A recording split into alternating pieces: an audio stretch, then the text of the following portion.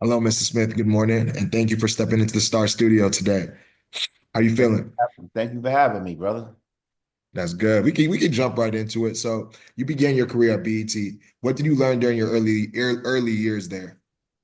Oh, I learned a lot about patience, man, working at BET, patience, being creative, being able to take risks, thinking outside the box. It was a training ground, for where I'm at right now, working with individuals and seeing how they've uh gotten bigger, like Tuma Basa, who's a good friend of mine, and Kelly G and all these guys, just being able to see people just elevate and their careers go further. It was an amazing thing. So, I got to put you on the spot, man. Poetic justice or juice? Woo! I would say Juice. I would Why? say Juice. Shot in Harlem. And the intensity and the excitement was there, man. Think about, being on set drinking 40 ounces with Tupac Shakur. That is crazy. That's a That's all memory. that's all you can say right there, and Samuel Jackson and Ernest Dickerson, who actually is directed a couple of episodes on season one. It was just an amazing experience. The soundtrack is crazy, like Aaron Hall and Rakim was like it's yeah, yeah. I would have to say Juice. Juice, man. Like I like that question, or I asked that question because obviously you got to work with the iconic Tupac. Yeah. How was he back then? Did Tupac have aura even back then? No, absolutely. I'll tell you, fun fact, I was a roadie for my brother. My brother's an old school rapper, by the name of Father MC. He came out in the 90s. He was one of the rappers that introduced Mary J. Blige on his record, I'll Do For You, and Treat Them Like They Want to Be Treated, was Jodeci. Puffy was in the background dancing for him. So as a roadie, for your audience, I did all the grunt work. I was the first one off the bus, last one on, carrying big 1,200 coffins. But Tupac Shakur was a roadie for Digital Underground. Trutch was a roadie for Latifah. So it was many a nights we used to sit on the tour bus and just talk about life, sit on the steps and just, have a beer, drink a 40 ounce, and just talk about just brown boys just trying to make it. Pac's biggest thing was he wanted to see himself on the big screen. He wanted to hear himself on the radio. These were escapes for us, bro. Like, being able to be creative and take it outside the circle and do different things that was just very important for us. Let's talk some Godfather of Harlem. Why Yes. did you start the series in the first place? Why did you create the series? Oh, Godfather of Harlem is based on my godmother, Margaret Johnson. And Margaret used to tell me these wonderful stories about Harlem.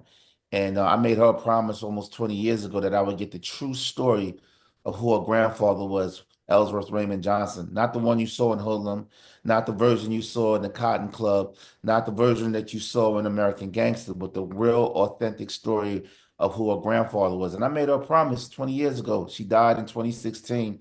But she was like, baby, I really want the real story of who my grandfather was. He wasn't just a gangster, man. He was smart. He read Shakespeare, he read Nietzsche. He actually wanted to become an attorney like Malcolm X. But when the bursar found out in City College that his name was Ellsworth Raymond Johnson and was attached to a person of color, they said we don't get financial aid. So he took the cards he was dealt with and played it the best way he could, in what life dealt him. Of all the characters, why did you want to portray Junie Bird? Oh man, it wasn't why I wanted to portray it. I had to audition for my character, even as an executive producer. Wow. It was training day for me. Chris Brancato was Alonzo.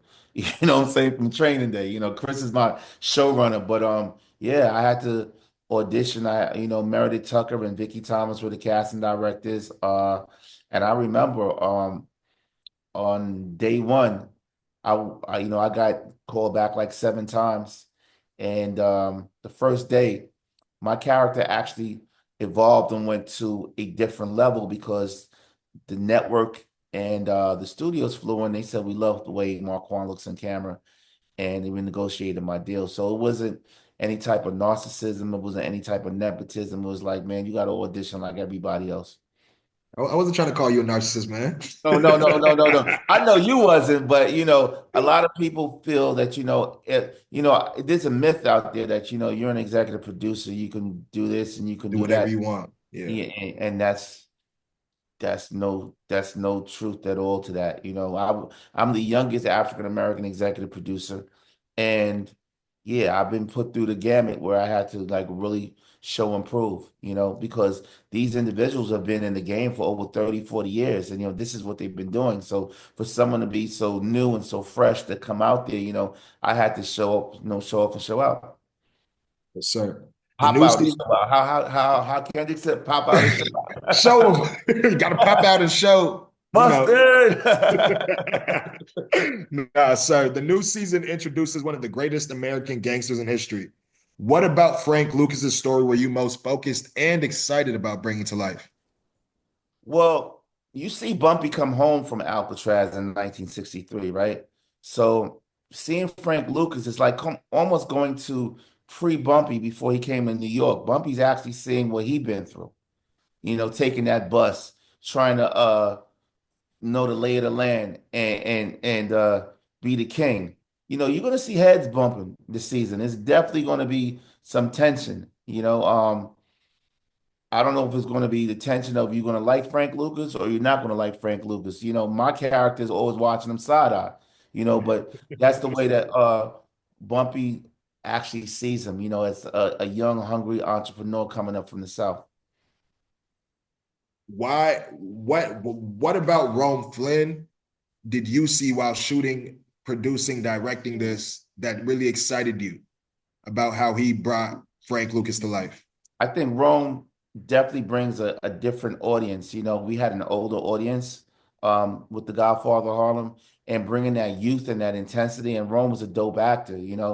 Being able to envelop Frank Lucas and become Frank. To to get his swag. Walking in with the chinchilla coat, and being able to be someone that's not just a pretty boy. You can get cut or you can get gutted like a fish.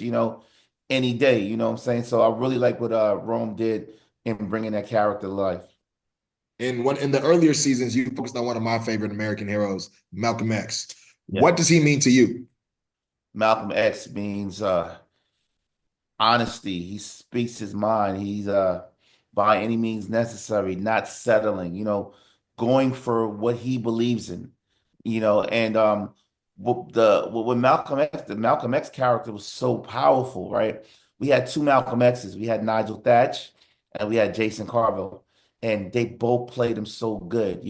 Nigel played him pre-Malcolm, when he was the Detroit Red, the militant Malcolm. Right. And Jason came in post, when he came back from Mecca and his whole aura softened, of Different. realizing that, yeah, Muslims are blonde hair and blue eyed also. They both played Malcolm really good. See, like a lot of people, they kind of forget about the red Malcolm, you know what I mean? Is that why you wanted to include him in American Gangster? They forget he was really gangster. Like he was Yeah. really out there doing it, you know? Detroit Red was a pimp. He was on the streets, He was addicted to Doogie or heroin. Bumpy actually snuck him out of town after he owed Yeah. someone Some money. owed him a big debt. And on top of that, a lot of people don't understand that or realize that when Malcolm passed away, Bumpy paid for his funeral. He walked to every store owner in Harlem and made him contribute to his funeral. So Malcolm and Bumpy had a real great relationship. My godmother used to tell me all the time, from playing chess with each other to inviting him to breakfast, trying to get him to eat bacon, doing things like that. It was just their story of friendship. And I think when Malcolm passed away, it really affected Bumpy because he wanted him to change. And when Malcolm said, I can't take your protection. Because if I take your protection, my men are going to look at me like I have a dope dealer protecting me.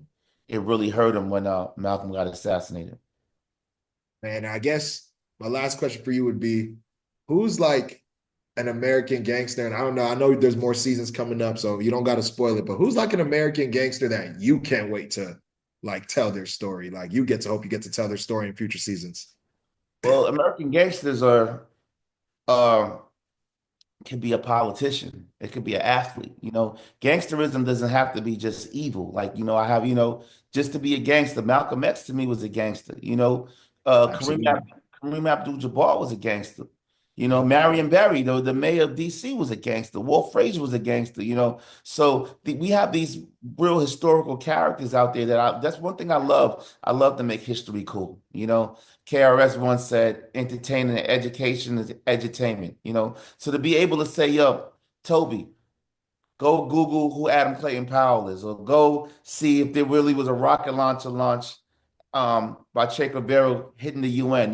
Things of that sort really opens up. I'm a history buff, so I like to sit down and know history. For example, real fast, characters. The reason why people like Tony Soprano, because you never saw the relationship with a mobster and his therapist, right? Reason people like Walter White, right?